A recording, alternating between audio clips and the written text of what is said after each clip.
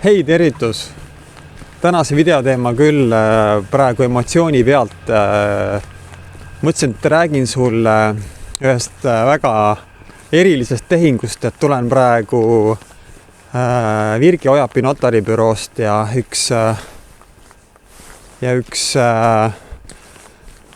tehing sai tehtud. Yes, võiks vist siin küll praegu öelda ja kõik asjaosalised peaksid vist küll täna väikse sampa lahti tegema, et ja mul tuligi mõte, et räägin sulle 3 täiesti erilisest ja omamoodi siis ostu-müügiprotsessist ja notaritehingust. Ja sellele mõttele viis mind see tänane tehing, et rääkisime seal ostjaga, et esimest korda käis ta objekti vaatamas siis septembrikuus ja põhimõtteliselt siin praktiliselt 5 kuud hiljem siis jõudsime lõpuks tehinguni. Et vahest küll keegi arvab, et mida see maakler ikka teeb, et riputab kuulutuse ülesse ja ostjad tulevad ja kasseerib oma papi sisse, aga kui nüüd selle tehingu protsessi ja kõike siin rääkida ja kõik see protsess ette võtta, siis sihukesest kuulutuse üles riputamisest on ikka asi väga kaugel, et muidugi ostjad, müüjad, kõik olid väga tublid. Tehingusse oli kaasatud veel 2 panka pluss naabrid. Siis olid veel vastakuti servituutide seadmised ühele kinnistule, teisele kinnistule, tehingu edasilükkamised, eellepingud ja siis täna jõudsime asjaõiguslepinguni. Et tehtud, palju õnne kõigile müüjale, ostjatele. 5 kuud asjaajamist, ostja oli üli super tubli. Ja mida see maakler siis sellise protsessi puhul teeb, et ütleme niimoodi, et ma toon näiteks sellise lumepalli ja siis maakler on see, kes seda lumepalli kogu aeg veeretab ja lükkab siis sinna tehingu poole ja siis patsutab siit ühest servast jälle teda tugevamaks ja jälle lükkab jälle natukene edasi ja siis tuleb vahepeal keegi, lööb jalaga jälle mingisuguse tüki välja ja tehing vaatad, et vist ei jõua vist tehinguni ja kõik kukub jälle kokku ja siis jälle lapid selle palli jälle kokku ja veeretad jälle niimoodi vaikselt tehingu poole ja muudkui lükkad ja nügid ja silud siit ja silud sealt ja lõpuks siis, kui see tehing tehtud saab, siis on ikka üli super tunne. Okei, see oli nüüd selline 5-kuuline tehinguprotsess, aga räägin sulle 2 väga huvitavast tehingust veel, mis mul on siin hiljuti olnud,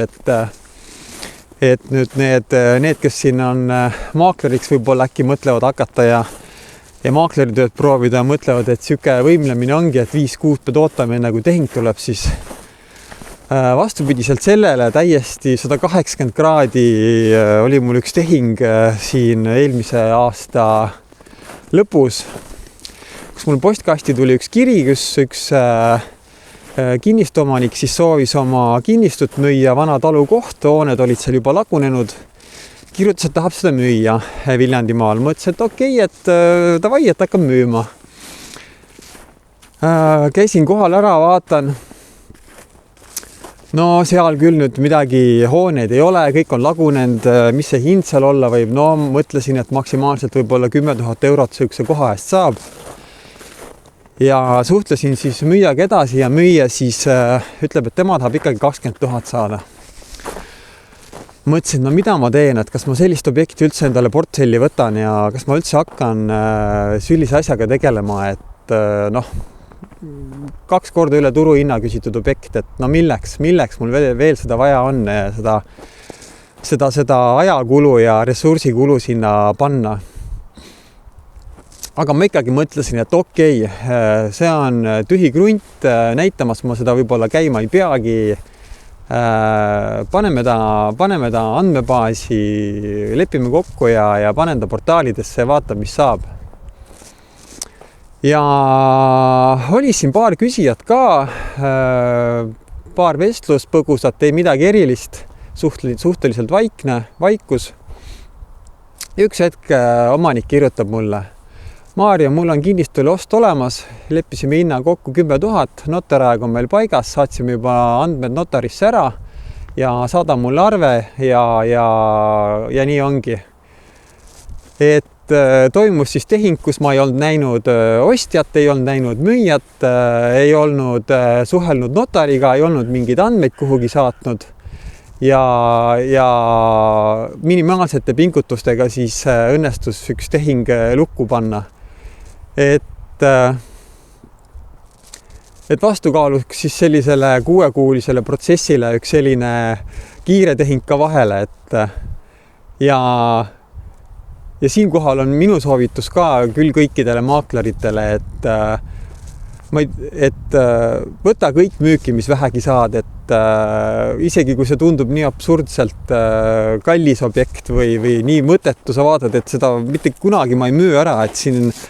kes seda ostab, see on 2 korda üle küsitud, 3 korda üle küsitud. Minu kogemused ütlevad, et võta alati kõik müüki, kõik, mis vähegi saad, kõik müüki ja küll see müüja ka üks hetk võib-olla avastab, et kuule, et ikkagi hind on liiga palju ja laseme alla ja üks hetk see ostja tuleb, kas ta tuleb siis poole aasta pärast või 2 aasta pärast või mul on siin isegi olnud, et üks objekt oli siin 5 aastat müügis, lõpuks ostja tuli, no jumala eest, ma olin sellega juba nii miinustes, aga tehtud ta sai. Nii et kui sa ei ole kuskil suures pealinnas spetsialiseerunud mingitele kindlale nišile, kinnisvarale või piirkonnale, siis oled siin Viljandimaal või mõnes väiksemas linnas maakler, siis mina küll ei ole pidanud oma elus objekte valima, et ma olen kõik sisse võtnud, kõik müüki võtnud, mis vähegi tuleb ja see on nagu, mina arvan, et nagu ainuõige lahendus. Okei, see oli nüüd teine selline tehing, aga nüüd üks huvitav tehing oli nüüd see nädal veel, et ma pean sellest ka rääkima, et see on nagu, ütleme siis väga omamoodi, et ma ei ole seda ise ka kunagi teinud. Mul oli nimelt siin musta reede pakkumine, kuna see must reede oligi, ma ei mäletagi siin enam eelmise aasta lõpus ta kunagi oli. Tegin siis sellise pakkumise, et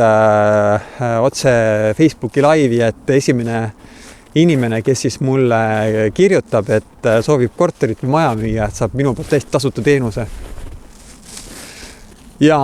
tund aega hiljem oli vupsti mul postkastis üks kiri ja Viljandi linnakorter ja soovis müüa. Ja oligi niimoodi, et saime kokku ja hakkasingi siis selle müügiga tegelema, kuigi siin oli ka omamoodi huvitav algus, et kohe alguses tuli sellele omanikule tegelikult endal üks ostja. Ja vaatasingi, et juba läheb nii hästi, et ei peagi asjaga tegelema, et ta juba ise tegeleb selle asjaga ära ja müüb selle korteri ära ja pääsen mingisugustest tohututest kulutustest ja asjaajamistest ja ei pea siin kellelegi mingit tasuta objekti vahendama, aga õnneks või kahjuks, ma ei tea, miks see asi küll neil niimoodi läks, et ma siin proovisin seda asja küll natukene ka aidata, aga ostja ikkagi viimasel hetkel loobus ja tuli mul ikkagi selle korteri müügiga tegelema hakata. Aga jällegi minu õnneks nädalaga oli seal huviline olemas ja hinnakokkulepped, kõik asjad paigas ja ostja olemas ja notarääg paigas ja tehing tehtud ja ma ei tea, kas keegi on, kindlasti on, aga ma ei tea, et ei ole küll kuulnud, et siin keegi oleks nüüd mõnda objekti päris tasuta vahendanud, nii et igal juhul see oli ka väga äge kogemus ja väga kihvtid müüjad ja väga rahulolevad ostjad ja selline huvitav tunne oli teha midagi siis sellist, mille eest sa nagu reaalselt otsest kasu ei saa, et ütleks selline värskendav tunne oli. Et ja ma tunnen, et see oli nagu, see mõjus mulle hästi, et pani kuidagi teistmoodi mingite asjade peale mõtlema. vot sellised huvitavad kolm eriilmelist tehingut siia sellesse videosse ja kui sul ikka kinnisvara küsimusi on ja soovid midagi müüa või osta või üürida, siis anna mulle ikka teada ja kirjuta mulle mario@mariokaru.ee, helista 5688 6800 ja kui ma ei vasta, siis ma helistan sulle tagasi, sest et vahest ei saa vastata, et siis loodan, et mõistad, et kohtume siis loodetavasti sinuga kuskil objektil. Tšau!